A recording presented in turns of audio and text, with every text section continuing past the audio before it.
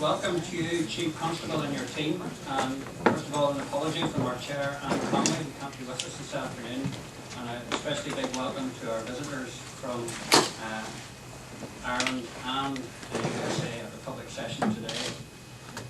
In police performance, today, Chief, we received your end-of-year report against the targets and measures set in the 2014-15 policing plan. Despite a small increase in the number of crimes recorded overall, increases in some crime areas such as rape crime, hate crime, domestic abuse and paramilitary attacks are of serious concern to the board. Behind every statistic is a victim, and as a board our focus is on making sure the police meet the needs of victims and achieve positive outcomes in terms of the investigation of crimes committed. Without doubt, some of the crime outcome rates, when set against the targets in the policing plan, do not make for very positive reading.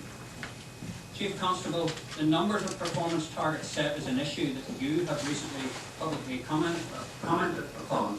It is, as you will be aware, also the subject of national debate with a review on the use of performance and crime targets recently commissioned by the Home Secretary.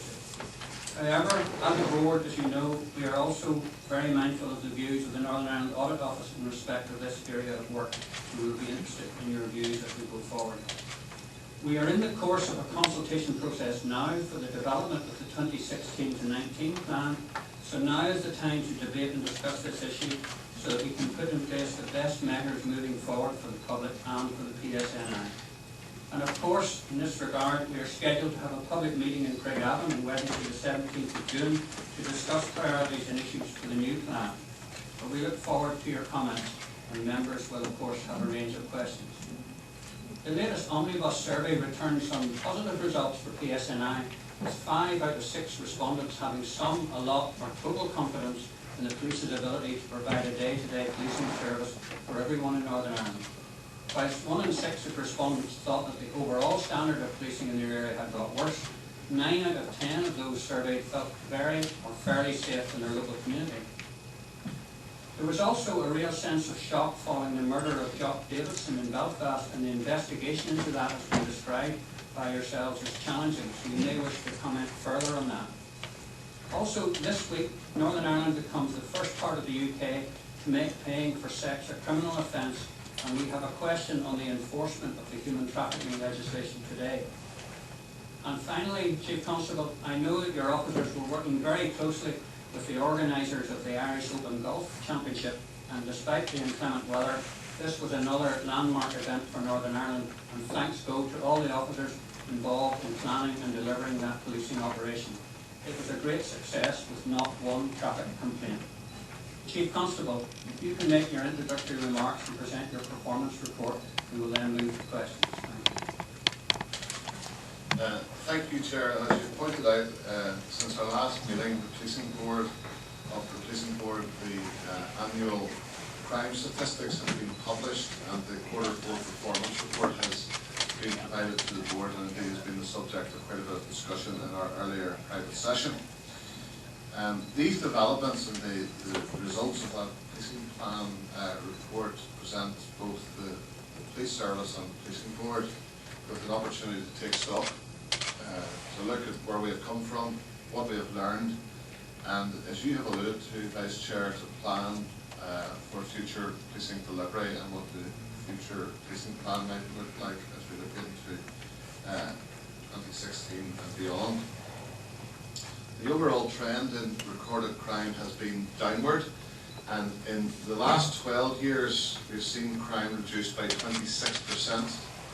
During the same period, the police service has reduced significantly in size, from just over 10,000 officers and 3,400 police staff, down to what it is today at 6,822 officers and 2,460 police staff.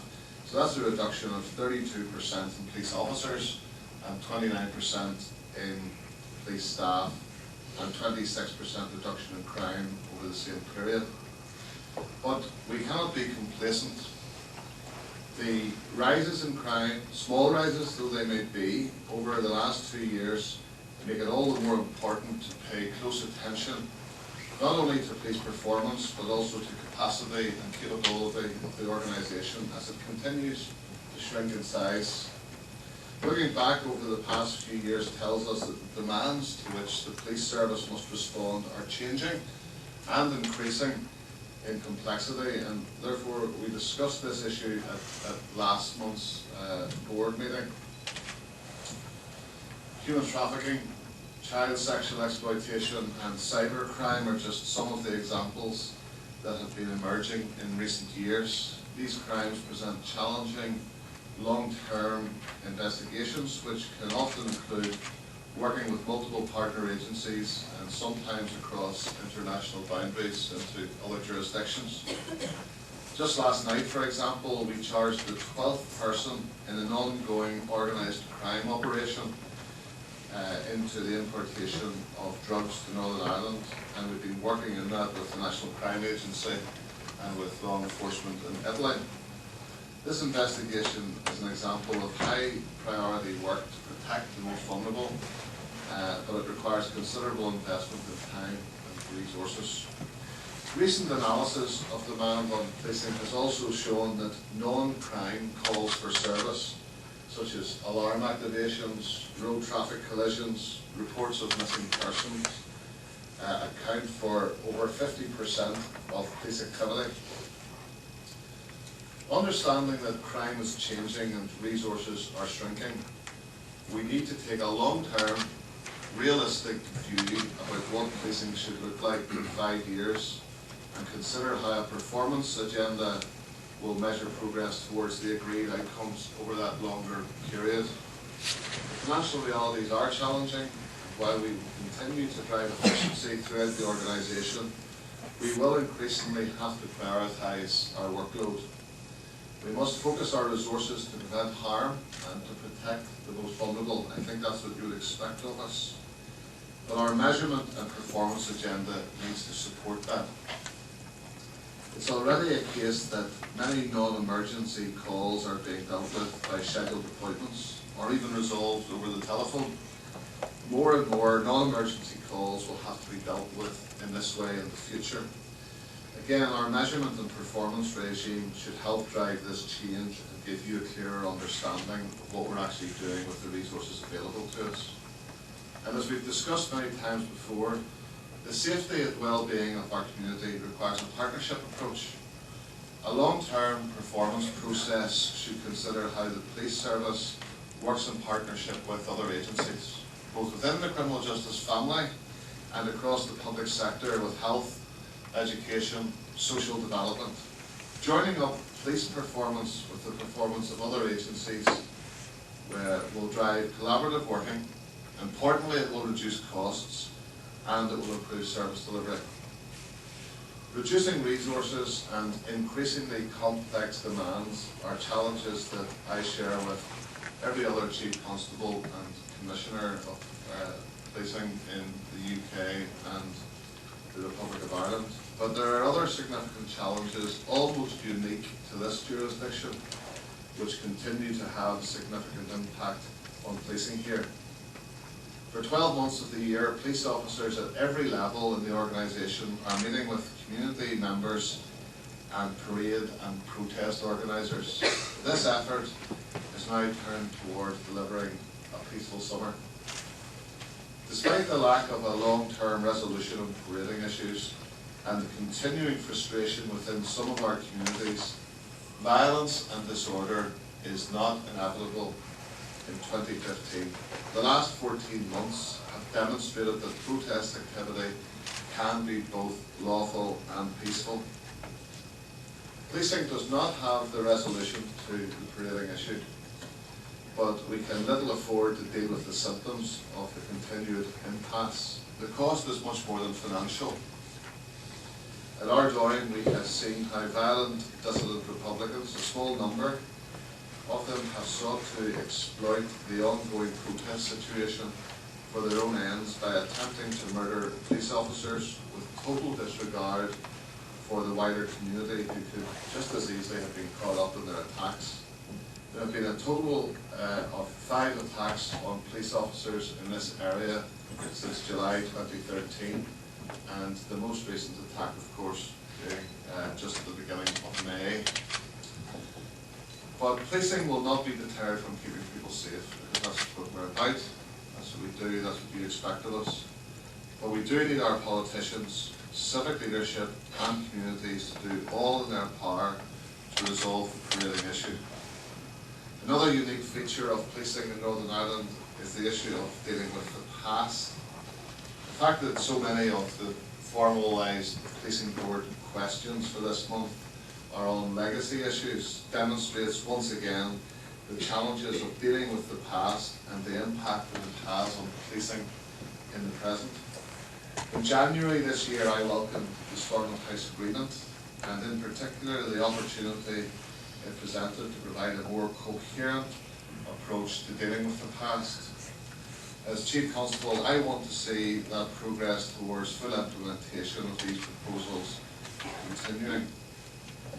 I've given my full support to the establishment of the Historic Investigations Unit, and I have made it clear that the Director of the Historic Investigations Unit should be given powers in primary legislation to take ownership of all materials currently owned by myself as Chief Constable.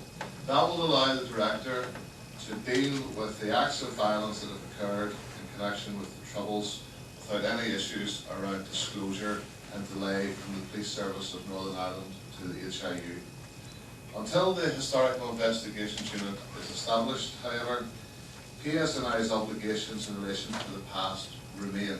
They are set in statute, and I have no option but to fulfil those responsibilities. This includes, of course, ensuring that the Police Ombudsman continues to have full access to all material that he requires to investigate any allegations of police misconduct in relation to the past. Over the years, I have met and talked with many of those who have lost loved ones. The past is the present for those who have suffered and are suffering pain and grief. I will do all that I can to support those who are suffering in this way. What I will not do is compound their pain or their grief by giving unrealistic expectations of what policing can deliver. As Chief Constable, I have an immediate obligation to keep people safe today. As the police budget shrinks and as the organisation reduces in size, I am being forced to prioritise increasingly finite resources. I am also bound by a vast array of legislation which governs not only my duty to review and investigate the past, but also the way in which material and documents from the past are disclosed.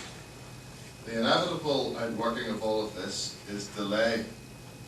Delay causes more pain to those who await answers and continues to erode confidence in policing. I am not happy about it, but that's the way it is under statute. Over the years, and again in recent days, there has been much media coverage and commentary about the use of intelligence in policing during the Troubles. In the focus on policing the past, there is little room to acknowledge how intelligence is used in the present day. Like any other police service, the PSNI uses properly managed intelligence sources to keep people safe. Officers and staff in our intelligence department work with officers and staff right across the organisation to prevent harm and to protect people. Like all other parts of the organisation, intelligence resources are appointed to our policing priorities as agreed with the policing board. In my 11 months as Chief Constable, intelligence has formed a part of many police operations against drugs, robbery, human trafficking, paramilitary activity and the security threat. The legal framework within which intelligence is gathered is clear and unequivocal. The Regulation of Investigatory Powers Act regulates the way in which we gather intelligence. The Human Rights Act provides the overarching framework within which we conduct all of our policing duties. For PSNI, which came into being 3 years after the Human Rights Act was given royal assent, human rights have been a central pillar to the development and growth of our police service. Human rights apply to the use of intelligence just as much as they do to any other aspects of policing. Our use of intelligence is subject to as much, if not more, accountability than any other aspect of policing. We not only have the Policing Board of the Ombudsman, but we have the Office of Surveillance Commissioner, we have the Independent Reviewer of Terrorism Legislation, we have the Independent Reviewer of Terrorism Legislation under the Justice and Security Act, and we have the Interception of Communications Commissioner. In fact, the Independent Reviewer of Terrorism Legislation is here this week on one of his regular inspection visits. It is important that the community have confidence that the PSNI today are widely recognised as perhaps the most scrutinised and human rights compliant police service in the world. Chair, at this point I'll conclude my comments and I'd be happy to take any questions. Thank you, Chief Constable. We'll start off with a question from Brian Roundtree on the policing plan performance. Thank you, Minister. Thank you, George, for your remarks, and thank you for the detailed response to my written question on performance.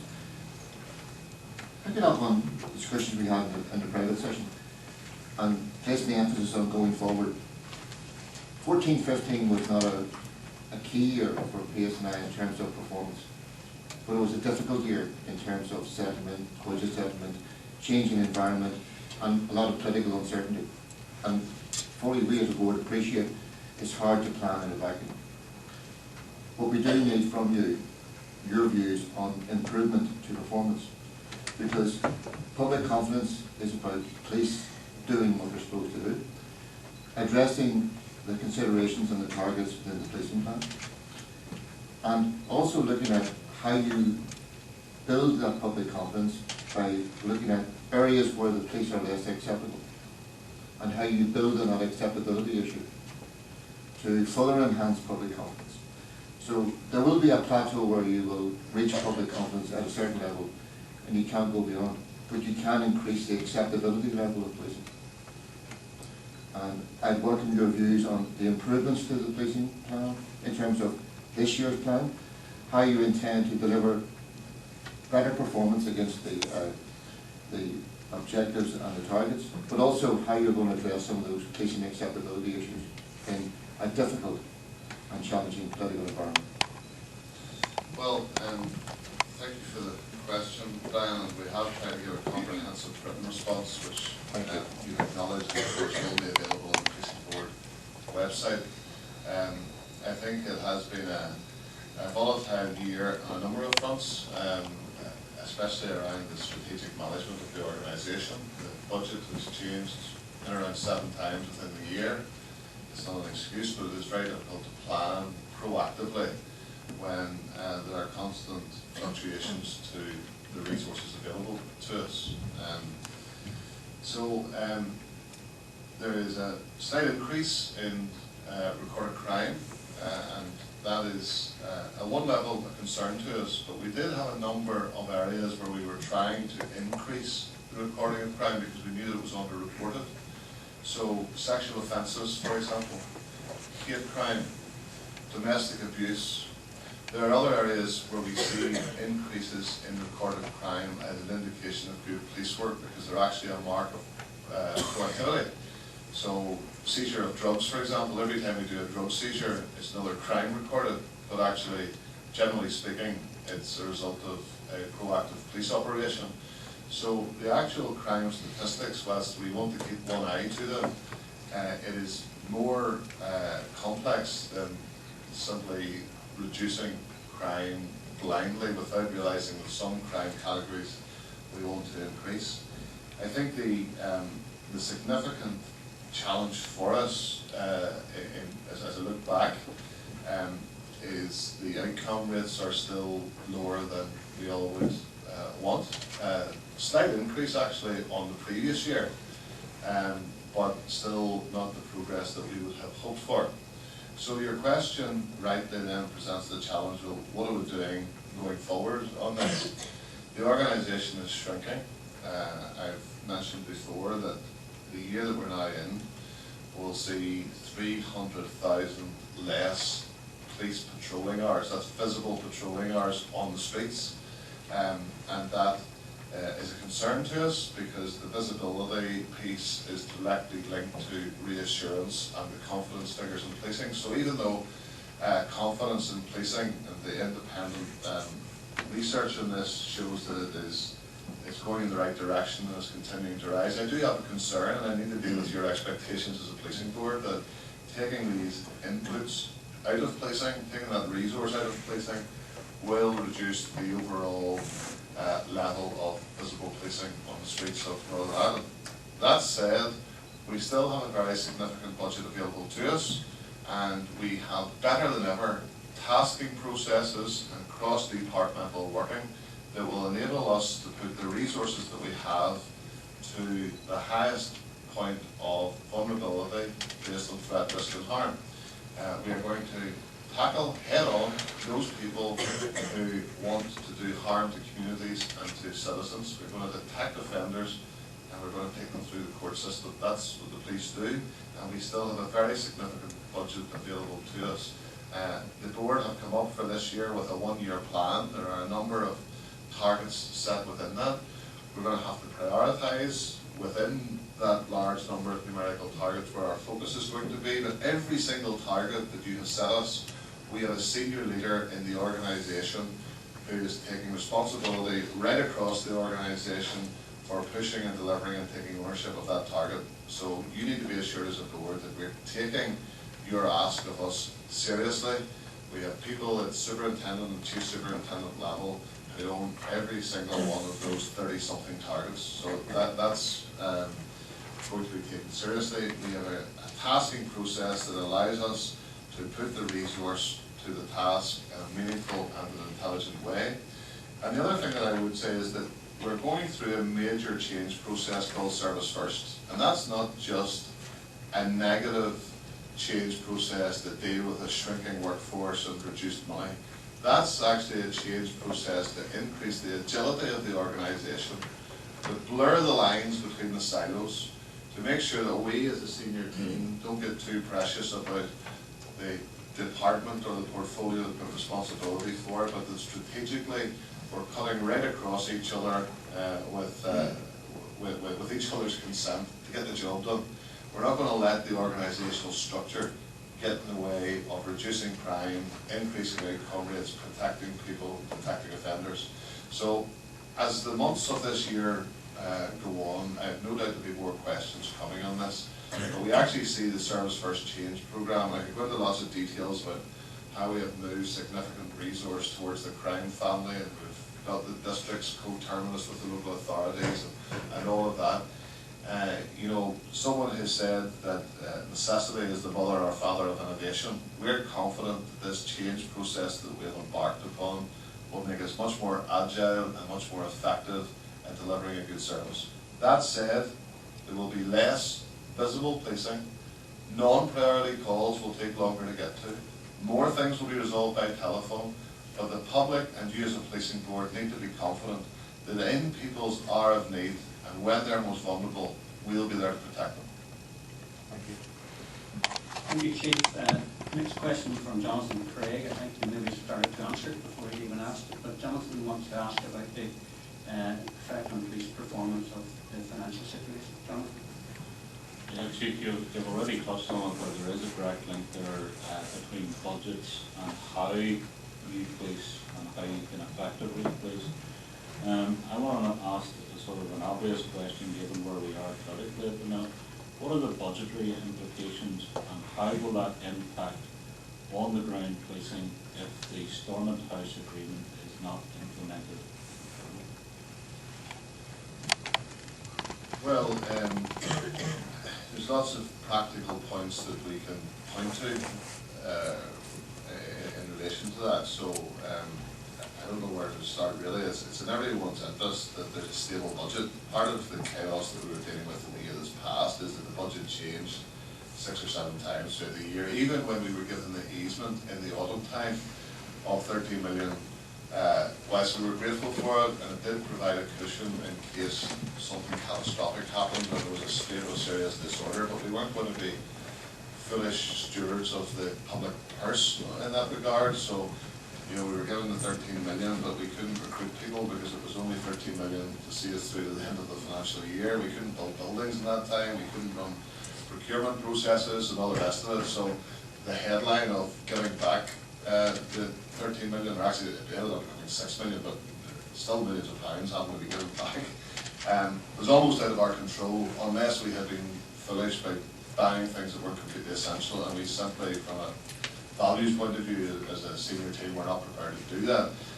Those fluctuations in the budget make it almost impossible, and just yesterday, I, like every other organisation that's funded through the executive, received a letter asking us to identify further cuts that we can make in year. Now that's a polite introduction, I guess, to telling us that more cuts are coming over the hill. Now that's just the way it is, but I'm not going to take any political position on the Stormont House Agreement or any component part of it. I've been very clear about the benefits that there are for grieving families and for communities and for resolving the past, and that's the bit where I think the police should have a voice at the table and talking from our experience and helping to shape what the legislative provisions need to be. But actually beyond that, all I would plead for is some sort of stability around the budget, which seems to be synonymous with political consensus around the various component parts of the Stormont House Agreement. And that is not a political statement, it's just simply one of allowing me to exercise some strategic financial management over this organisation.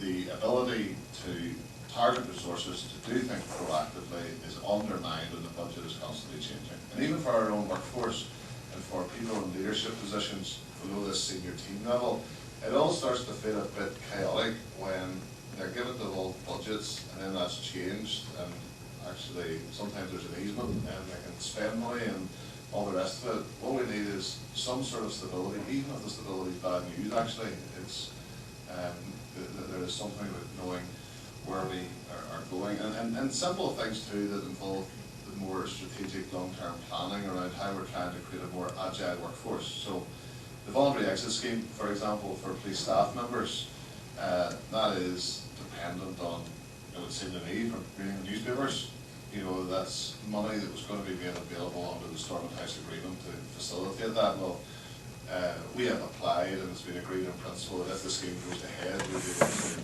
apply that and allow some of our police staff colleagues to lead the organisation as we reconfigure into a smaller organisation. So it's uncertain for the workforce whether that's going to happen, and it's uncertain for us, and actually not just from a well-being point of view, but from a point of view of financial planning. It becomes very challenging to come up with a transformation plan that's going to make us more into a more agile organisation to hopefully continue to perform. But with so many variables because of the financial instability, it's hugely challenging. So I suppose my plea to you politicians is it would be really helpful for me if you could sort it out. Thank you, Chief. We have two more specific questions now on policing plan performance, and then we'll move off that onto different subjects entirely. So I think Debbie Waters and David McElveen are on a similar subject. Debbie, you want to go on first? Yes, thanks, Chair. And with that, the lights go on. I didn't know I had that level of power. But anyway, Chief Constable, very quickly, just to return to the policing plan, I want to talk a little bit about race hate crime. And we know it has increased in the past 12 months about 40%, continually in the media, even today, more coverage around race hate crime and the impact of that. So I'm wondering if you can help us as a board and help the public understand why the outcome rates, clearance rates are so low, and what you plan to do about that over the next 12 months. Thank you.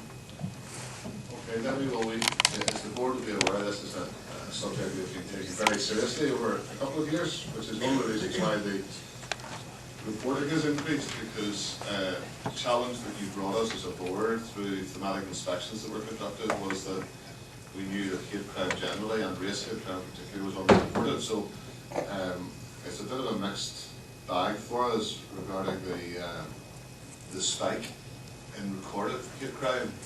Part of it is welcomed because we knew it was underreported, but actually underneath all of that there will be perhaps an indication that there's an increase in race hate crime. But Stephen leads in this for the service, and he's put a structure together that is helping us to get good practice shared and to make a real difference and to engage with communities most affected by this. So Stephen, you want to answer the question? Yes, thank you, Debbie. First of all, can I say that we as a service absolutely recognise the impact that this type of crime can have on people who often come to this country to contribute, to live, to work amongst our communities, to be part of our communities. They can be very vulnerable, and we recognise the impact and the importance of this. It's been a priority for us and a priority for the board for some time now, and it's a priority again in the business plan soon to be launched for the year. As you've alluded to, the crime of hate crime is up just over a third last year, and as the Chief has indicated, in one sense that's not necessarily all a bad thing, because we've all recognised for some time now that there has been under-reporting in this area for a variety of reasons. So if people feel more confident to come forward and report, that's good. But I think we have to also recognise that there has been a genuine increase in this crime type as well, which of course is a very significant concern. I would say that last year we arrested and charged more people in connection with hate crime than previous years. So there was an increase in that activity, but the percentage shows a drop because of the overall increase in the level of reported crime. But our activity actually demonstrates an increase. You'll be aware that a matter is reported as and recorded as a hate crime or a hate incident against a perception test. That has its origins in the first report into the death of Stephen Lawrence. So if anyone perceives an incident or a crime to be a hate crime, we will report it as such. But below that, there's a range of motivations for these crimes. Often it can be displaced sectarianism, it can be about housing issues, it can be about schooling issues, it can be around employment issues, and a whole host of various motivations. About just under half of these crimes, are about 45% are criminal damage.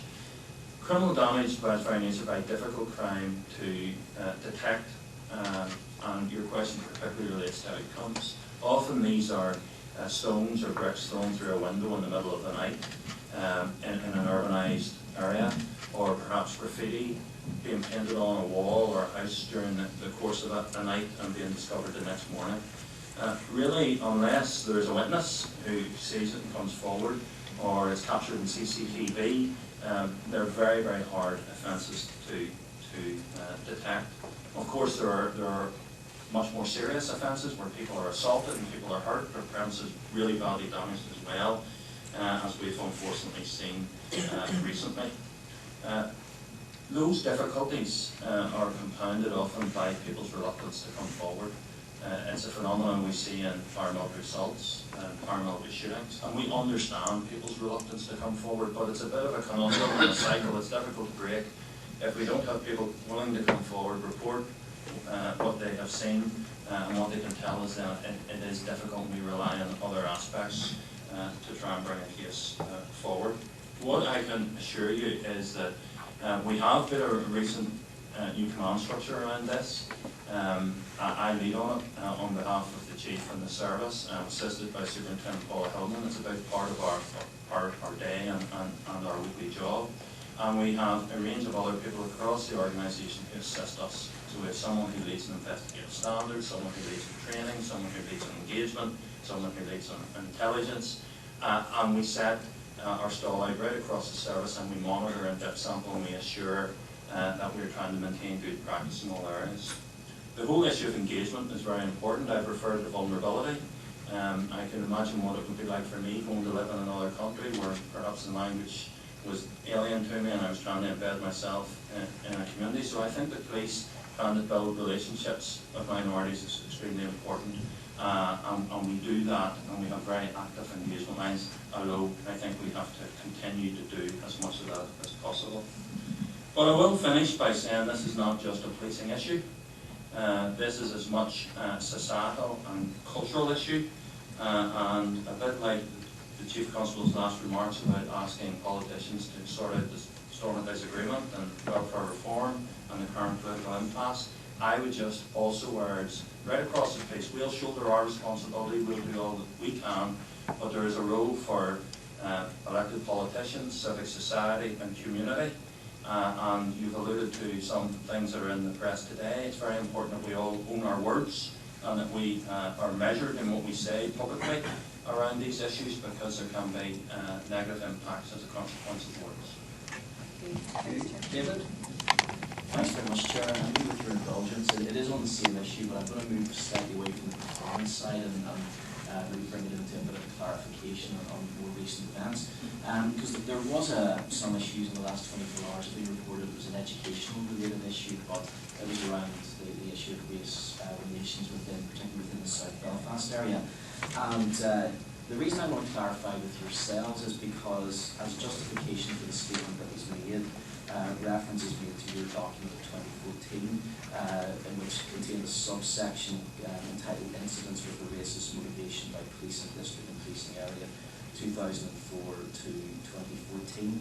And the exact words that are used from the consultation response by the Northern Ireland Council for Ethnic Minorities says that the merger of Fiann Street Primary School would present a high security risk of racist attacks against ethnic minority and Muslim families, which constitutes 64% of our school's population, when parents bring their school children via the bridge connecting the current school and the village area to get to a newer different site. Now, I read the document that they use as the justification for that statement, and whilst it would certainly indicate that there are a proportionally higher amount of racist attacks in South Belfast compared to other areas, which is to be expected purely because there's a larger ethnic population there, there doesn't seem to be any specific mention of the village area. So what I just wanted to get clarification on, is there anything that I have missed within the document that would indicate there is more of an issue in the village area, or, and I suspect the more likely outcome is that this was an assumption made by the Northern Ireland Council for Ethnic Minorities, perhaps either misguided or erroneous? We have me at a disadvantage because I don't have the document, and I haven't read it lately. So I will have a look at it and come back to you on that, but I will make some general points about the issue that you're referring to. Today's story and revelations in the press have come as a bit of a surprise to us. It obviously relates to Blythefield Primary, Donegal Rural Primary and Fiann Street Primary, and a proposal by the Education Authority to look at some sort of merger or a new way of providing education provision across those schools, and it certainly is not for us to get involved in the work of the Education Authority and how they manage schools or provide pupils' education. I will say we have a good relationship with Fiann Street. Police work closely with that school and its staff, and that will continue after any merger or any new arrangement. We have no information, and I have, today, in consequence of seeing the press coverage, I have spoken to my officers in Belfast. We have no information to suggest that a merger would see any increase in racist attacks. We will speak to the various parties involved to try and understand their concerns. But I will also say what I ended my comments to Debbie with. People need to own their words and need to be very measured in what they say. We live in a liberal democracy. People have freedom of expression. That's a really good thing. But Northern Ireland has shown that often words can lead to actions and consequences. So we will look at it, we will reach out and try and understand people's concerns, but I just ask people to sit very carefully with what they say.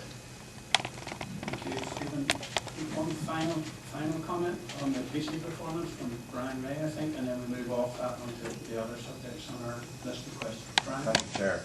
Thank you. This is not a question or a challenge. This is a comment, and it's one that I believe that is needed to be made in the light of the reduced numbers of police officers available for patrols.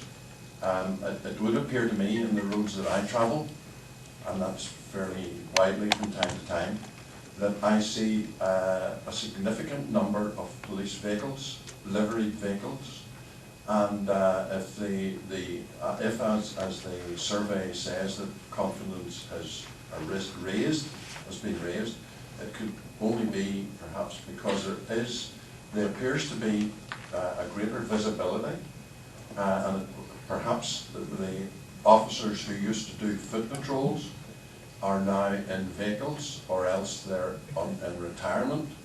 But I'm pleased to say that whatever arrangements you, Chief Constable, and your senior team have made, I see an increased number of vehicles on patrol, and that can only be good. That's a comment. Thank you, Brian. Could we now move on, Jerry Kelly and then Dolores Kelly? I have a couple of questions on the weapons and explosives research centre and related media recent coverage. Jerry? Chief Constable, you're well aware of the media reports in terms of the police unit, which was known as work, and some of the accusations made in the Spotlight programme about tampering, which included tampering with forensic evidence, and the possibility of weapons using up to 60 killings.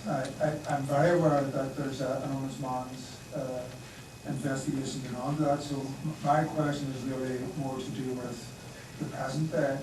Because in your answer to me, you said that the PSNI retain a range of specialists, understandably, who undertake forensic work.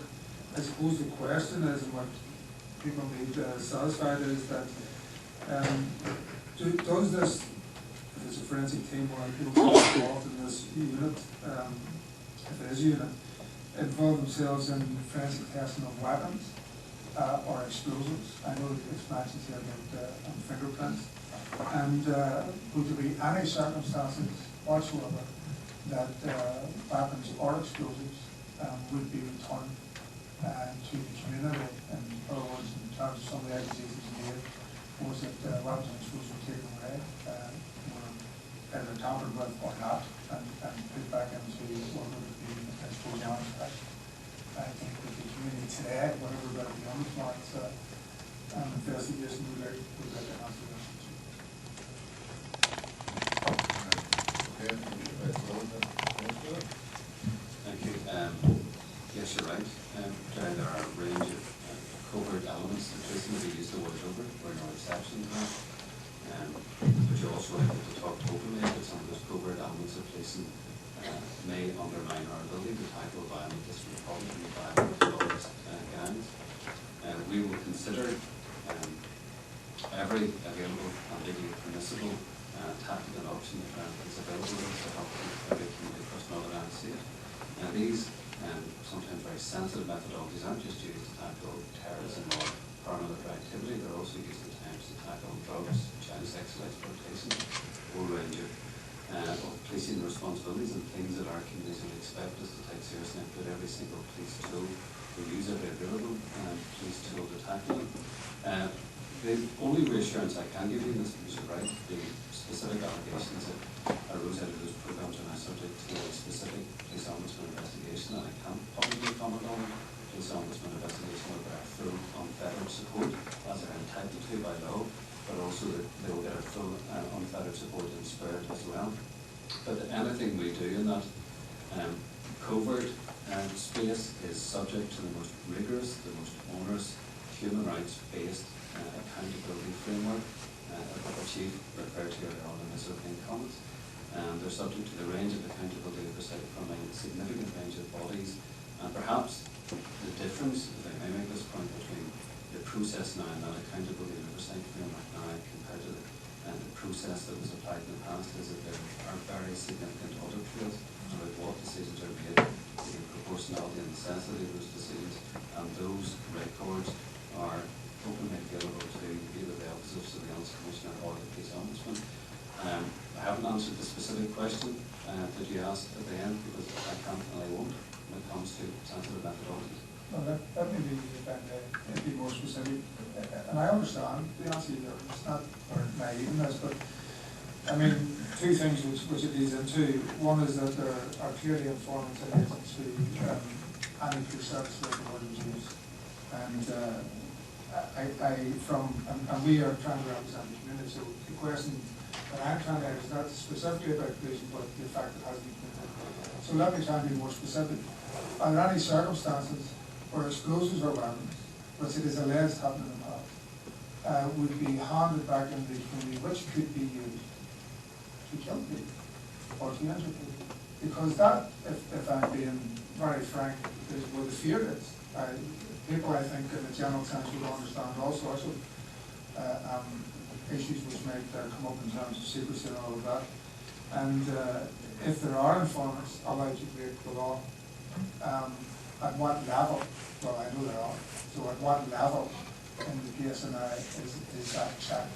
Because the difficulty, if I could say, well, in your answer is that the audit trail and all of that goes nowhere to your transparency, and I understand that part of it. But what people are worried about, because of the accusations before, is anyone in danger through those processes, or in danger of death, or in danger of injury. And I understand the reason behind the question as well. The public confidence issues that you refer to, what I can say is that the primary and principal duty of policing is to keep people alive, to keep people safe, and we will not do anything that will in any way endanger public safety or people's lives. I can give you that assurance. And can you tell me what level is experienced in that? What At my is level, Assistant Chief Constable level. Dolores Kelly. Thank you, Chair. It's just really, I think like many people, whilst there's a lot in both the Spotlight and the Panorama programme and around informers, which obviously dealt with the murder of one of my constituents, Martin O'Hagan, in relation to the informant issue. There weren't many surprises, I have to say, for me, in relation to the content of those programmes, except the shock, and I think that many people felt when they learned that weapon that was used in the murder at Sean Graham Bookmakers was discovered in the British War and Imperial Museum. I just wonder, Chief, when do you become aware of that being the case?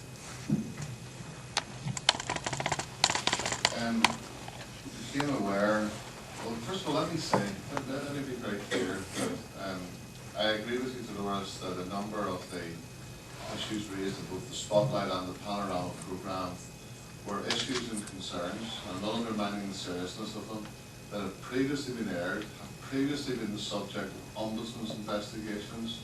Some of them have been investigated by Lord Stevens across 3 reports spanning 12 years. Now, that's not to minimise the impact that all of this has on the families of those that are left behind, but I agree with you that large swathes of those programmes weren't new. In good journalistic fashion, they were brought together into one place, and a narrative fell out of that that does have a negative impact on public confidence. But there's a couple of things. One is that I and this team will not be hiding behind anything. We will do the right thing. We will, all of the matters are of concern to us. Beyond that, we can't say much more because they're with the Ombudsman, and he needs to be able to do his job in an unfettered way, and give my assurance that will happen as regards any assistance or cooperation that he needs from us. To answer the question of when we became aware that the firearm used in the Sean Graham Bookie murders, when we come to know about it, we got to know about it as a result of a referral from the Ombudsman within the last 12 months. I can't remember the exact date. So it's been relatively recent that the current day case, and I got to be aware of that. It is a concern to us.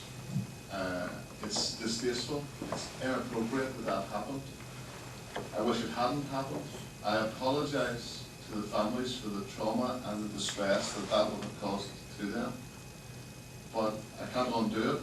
All I can promise you and the communities of Northern Ireland today is complete openness, honesty, integrity, and cooperation with other agencies to ensure that these things are fully exposed and that justice is seen to be done.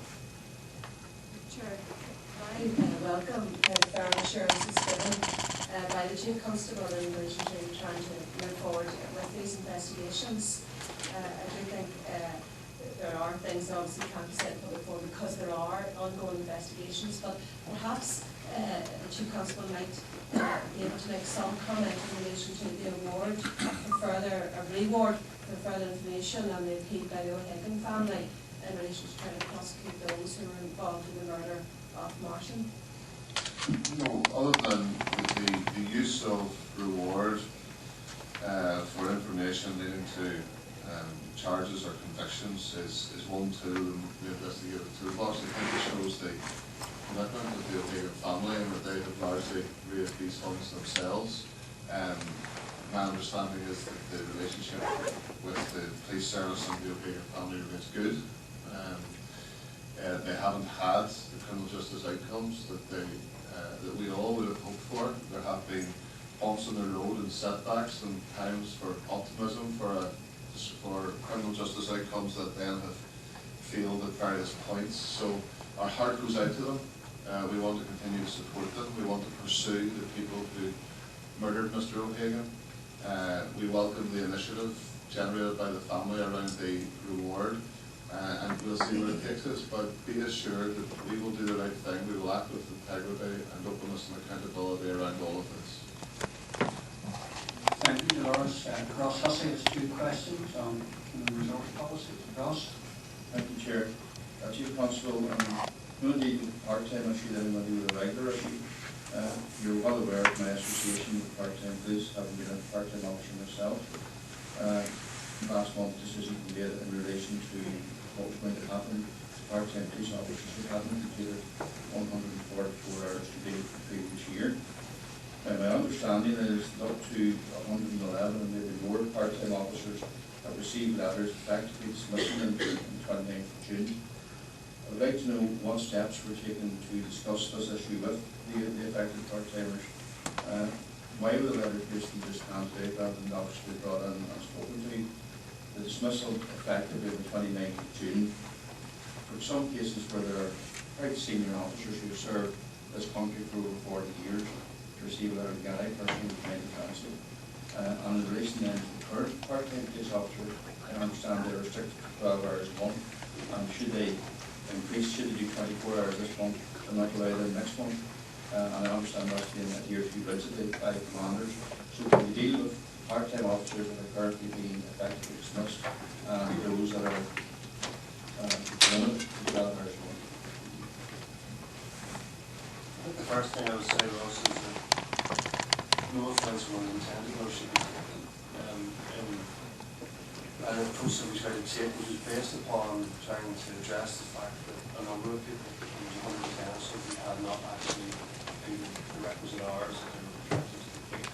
In some cases, had completed no hours. So it wasn't that we set out to offend, but we did set out to try and start to bring together and address properly what is a personnel issue for the organisation in terms of the building resources, and also which is a human issue for the people involved. So we didn't even know why people weren't coming to work. We just knew that they weren't there. So this process has been started to deal with that, and the decision was taken. The best way to do that was to formally ask people why they hadn't performed their minimum 144 hours. And we examined the records to find out who they were, so they were formally asked.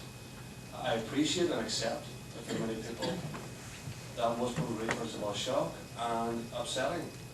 But as the employer, I suppose, we felt that we had to ask the question formally, not in an informal sense, but formally around that. 110 letters went out, of which 26 didn't respond. There were no responses. 66 officers did respond. And were asked to explain why. And they were asked, there were 2 criteria given as to why you may not have turned up. It would be acceptable in that you had either an injury on duty and couldn't turn up, or another statutory reason such as maternity or disability or so forth. So the 66 that they did respond, and those who did respond, 66 offered a reason that we didn't accept within the 2 criteria. And and they have now been told that on the 29th of June they will be dismissed from the service. They have the right of appeal, which we offered to them, and those appeal panel will sit on the 15th of June to further hear any issues that they want to raise. 4 of them have asked that they were resigning and not being granted. And of the original group, 13 responded that they wished to resign, and those resignations have been accepted. And there were 5 of that group then who was identified, had reasons identified for not completing the duties. I accept this is in some respects a cold HR process. It's very difficult to actually address these employment issues without actually just stating the facts clearly and dealing with the issues outlying. But there was no intention, nor is there an intention to cause offence or upset. But there is a clear intention for the police service to address this issue properly and appropriately, and also to make sure that people are employed appropriately. With all due respect, Mark, an officer who served with the Royal Ulster Constabulary and the Police Service of Northern Ireland, perhaps for over 30 years, in some cases nearly 45 years, I think it would have been courtesy for a sergeant at least to speak to the individual. For you to say that you wouldn't know if an officer was off duty as a result of duty, I think it seems to be a very poor response. Secondly, there is a duty of care as an employer to at least find out if the officer is well, unwell, having family problems, and then send out this letter, which I do think was heartless, and I stand by that comment, it was heartless, that somebody couldn't go and see them, or an HR manager look at the phone and say, come in and see us. I think this is happening exceptionally badly. I know of one officer who had maybe 45 years service was almost in tears when he was speaking to me. I know I completed 26 years service, and had I still been serving out of 38 years, and had I received such a letter, I would have thrown my uniform over the station gate, and everything belonging to you over the gate, and sent you a note what you could do with it. I'm appalled it was handled in this fashion, and I think it's a very poor reflection of the police service. Well, Ross, I can only re-emphasise we have not set out to create offence. We have not set out to upset our officers. We have sought to, in the way we have done, to address what is an outlying issue for us. Now, I'll take on board what you say. I'm not disputing it. I'm not arguing with you about it. I respect entirely your views on this. And, you know, I've served in the police service a long time myself. I've served for 20 years in both the RUC and the PS. And I have worked along. If you received a letter of this type, how would you react? I don't know, Ross. I'm not quibbling with what people are, how you say when people are reacted. I completely accept that. I am just trying to explain to you the process as it was agreed inside the organisation to address the issue. But I'm in no way undermining or devaluing what you're saying about the human impact upon the people. I in no way want to do that or intend to do that. You move on then to the other issue, why your current part-timers are restricted to 12 hours a month, and I believe that is rigidly enforced, and some part-time officers that you have that are very effective officers are not allowed to do more than 12 hours. The budget allocation for part-time officers requires is based upon what we have for the year, and that is where we allocate the work to go to. And that's the limit we've placed upon it. Again, in my opinion, it's a breach of patent. Patent wants to see the part-time force expanded. We work patent in every other aspect, but we haven't worked in relation to part-time. I'm going to move on to my other question, which relates to the number of officers who are currently in long-term sick. And some of these are on quite a lot of service. There are 28 who work over 1 year. These 10 are receiving no pay. And in due course, they would like details of the service of these officers. What welfare support are those officers currently receiving from the police service in Northern Ireland? Well, all police officers who are on sickness absence have full access to our occupational health and welfare. They should be visited or contacted on a weekly basis by their line management. There should be regular case conferencing as to why they're off and how we can get them back to work. We've instituted a program now over the last number of months of contacting every single officer again who is on long-term sickness absence, those who are more than 90 days over, with a view to working out exactly what the process is now for resolving the sickness absence. So there are many procedures and policies in place, as I said, and a fully functioning occupational health service to support their welfare. So, we're more down the line of those who are receiving no pay over a year, and that are receiving no pay. What support are they being received? Are they receiving any form of assistance and that they can be directed to social services, or are they just abandoned to their own devices? Well, I can't comment specifically on each of those 10 cases you're talking about. I'm happy to go look at them, but I can't comment specifically on that. we shouldn't be abandoning any of our staff under any circumstances. They are still our employees, and we have a duty of care to them. The pay issues are decided against the policy about whether or not it is sustainable for them to continue to be paid at that rate for that time. And the question that has to be asked is, was the reasonable likelihood of getting them back to work, either on adjusted duties or appropriate duties, back to full work, or if not, is it a dignified way of living and leaving service? So those are the questions that have to be asked for people who are on prolonged long-term sickness absence. I have raised with my colleagues that we need to be better at this, more active about it, and we're raising this across the organisation at the minute. And I'm not satisfied entirely that in every case we have been as active as we should be according to our own policies. Dignified way, I think, is the most important, and I'm not going to go into details here, but I will do it again, and I maybe haven't provided the work later on this. Sorry, Chair, I just need to make one additional point. We need to understand this debate. We need to treat people properly and with respect and fairness, and we will try our best to do that. If there are things, Ross, about the handling of how the part-time officers were informed of these difficult decisions that we had to take to bring some corporacy, we're happy to listen to that. Stephen has volunteered to meet with the part-time officer federation reps to have a discussion with that. If there's nothing to come out of that, then we'll take it on board. But I would remind you on your second point around the sickness absence, the board has set us a target to reduce sickness absence by 25% in this 12-month period. That's a big stretch. There are affordability issues around a £40 million cut in the police budget. Let me tell you what that looks like in terms of police officer headcount. That is 800 officers. Now, we're going to try to make the efficiencies in other ways rather than reduce the headcount by 800 officers.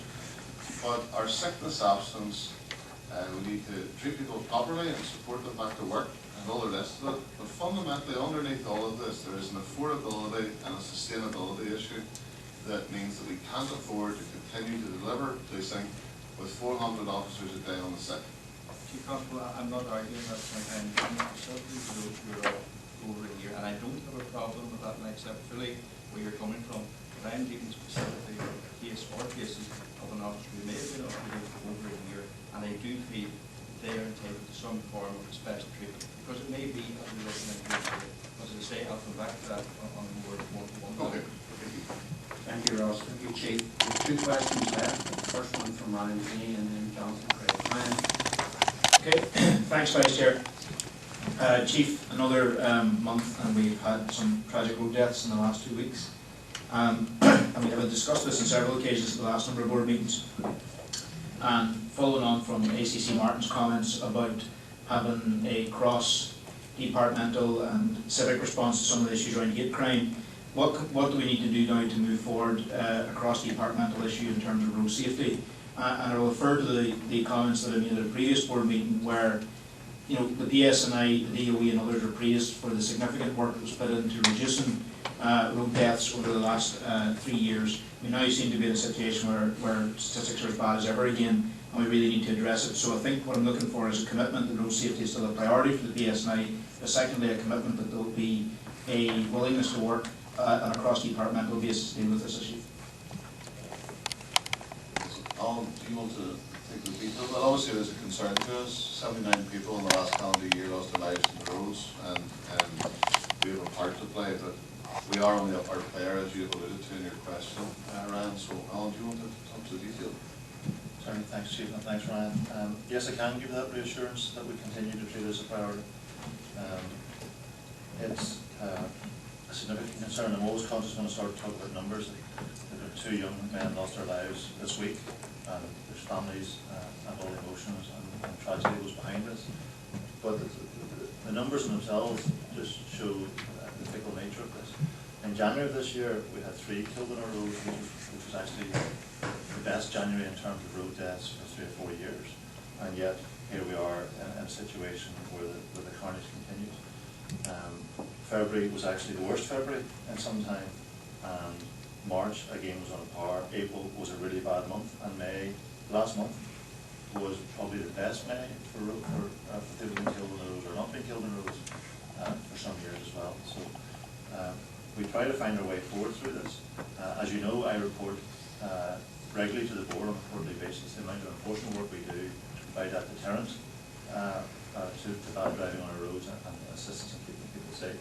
And the final stages of drawing together a document which captures all the work we do on the education and awareness side, both individually in PSNI and with our partners, and the significant amount of both initiatives and core business that we continue to conduct through social media, our corporate communications department and others.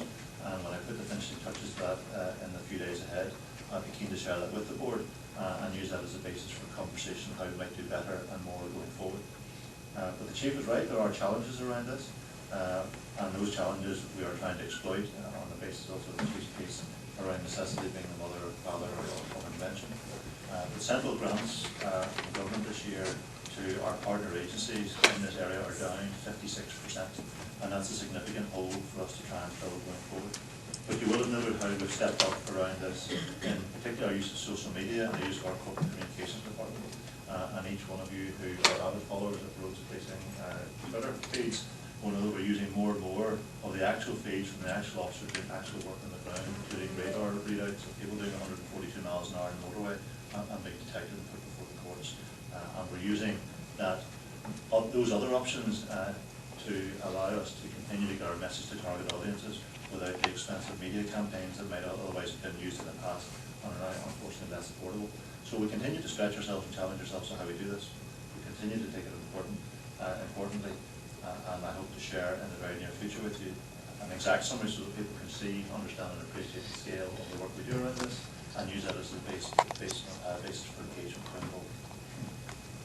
Vice Chair, just a quick supplementary because I know we're under pressure. Alan, can I just ask, 56% decrease in funding, can you just tease that out a bit? Because I think that's a fascinating figure in terms of what exactly that is and what the impact that has been.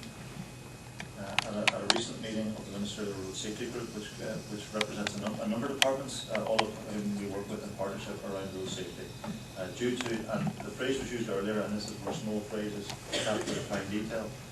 People have talked about, we've been now asked to identify discretionary spend for potential reduction and protecting service delivery. What that actually means is money that isn't spent on wages and employing people. What it does hit is the money around the budgets we use for education, awareness, and those discretionary spends. So all the departments, when they look around that and have challenges to meet their overall budgets more than discretionary spend, what looks like a small single-figure percentage cut in a total budget falls disproportionately in a small amount of that. And therefore, when you look at your education budget and you try to meet your discretionary spend cut out of it, it amounts to in excess of 50%. And across the partners, 50% less investment in road safety, awareness, and education programs. Which is clearly an impact, Vice Chair, in terms of road safety and the deaths on the road. So I think that's something we should note. Thanks, Alan. Thanks, Chief. Thank you, Ryan. Final question from Jonathan. Thank you, Vice Chair. Hopefully we can end on a much more positive note. Now we've got all the bad news out of the road there. This week was quite historic for, I suppose, Lord Morrow, in that he saw the human trafficking bill that he solely put through the Assembly come into law through the signature of Fernandez. That in itself was very, very significant. But I suppose the most significant part of that human trafficking bill, and one that caused all the controversy, was the Article 6, which actually now makes it illegal to actually purchase an active sack in Northern Ireland. Chief Constable, are we going to proactively, and has a strategy been put together to actually tackle this issue on the streets? Because we can't cut out the source of what is causing human trafficking in Northern Ireland. There's a blight in our society which is going to continue. And I would like you to comment specifically on rumours that are definitely circulating out there in social media and other networks about the fact that there is some plans to treat that issue as a discretionary disposable method. Something which, trust me, us politicians on the Hill who agreed this bill would find totally unacceptable, as we have already said, not only the act of that as illegal, but we've also put in the levels of fines which can be brought out on this issue. We welcome the new legislation. Anything that gives us another tool in the box to protect people, to prevent harm, to bring offenders to justice, which is what keeping people safe is all about. We welcome it. There was extensive discussion between the police service and Lord Mayo himself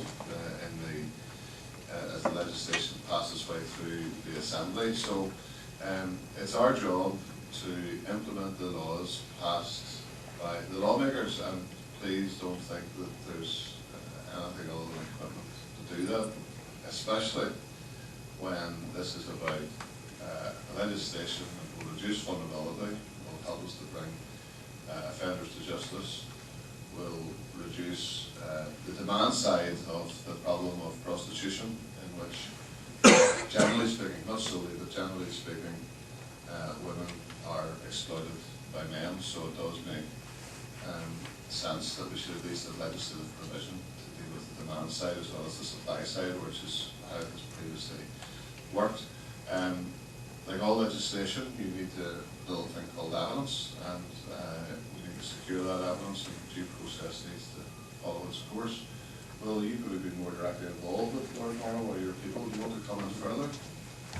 Not just an awful lot to add to that. I think you were looking for an assurance that it's an issue we're taking seriously. It is, that they have a strategy to make sure there's a suitable enforcement around the park. There is. Our organised and interactive crime branch are taking point in that. I've met with Lord Mayo personally to have a discussion about how we do that. And it's trying to have, it's not a less impactful enforcement the first year or less serious enforcement. It's an incremental approach that realises that we need to make people aware that there is an offence. It is not a victimless offence. As the Chief has said, there are lots of vulnerabilities, and mostly female, who are abused as well sometimes by virtue of this offence being committed, and are on occasions trafficked as well. And we're very keen to make sure that we put the whole support infrastructure around the enforcement strategy to make sure that we don't just catch the people responsible, having made them aware that there are offences being committed, but we put a supporting blanket around the mostly females who are involved on the supply side. But we take it seriously. We recognise that it's an issue of serious public concern that's reflected in the intent of our legislators and a new law. I can assure you we'll take it seriously and we'll play our part in enforcement. Okay. Thank you. Well, thank you all for your contributions today. As I mentioned earlier, the board will be holding a public meeting in Craigavon on Wednesday the 17th of June at 7 p.m. Because of the visit to the tall ships in July, our normal July meeting has been rescheduled to Thursday the 25th of June. Please note that date. Thank you.